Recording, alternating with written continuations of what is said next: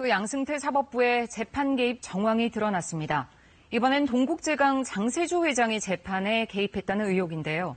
법원행정처 고위 간부가 재판부에 부탁을 했는데 이 간부는 조선일보 고위급 인사의 청탁을 받았다고 검찰에서 진술한 것으로 전해졌습니다. 보도에 홍성희 기자입니다.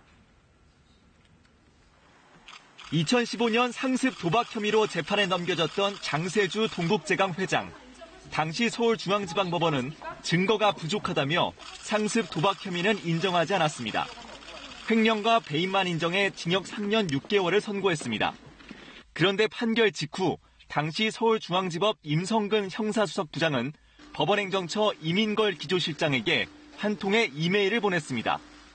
선고가 난 뒤 1시간도 채 되지 않아 보내진 이메일에는 장 회장 사건의 판결문과 판결 보고서가 첨부돼 있었습니다.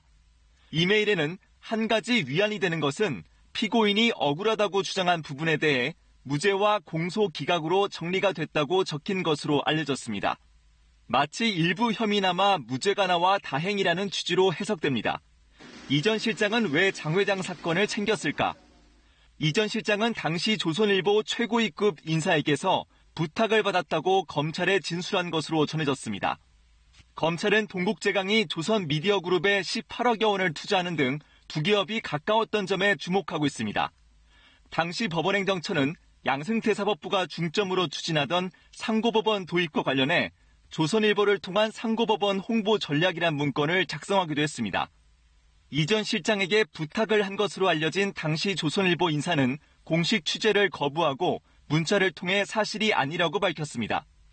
조선일보 측에도 이와 같은 내용을 문의했지만 답변이 오지 않았습니다.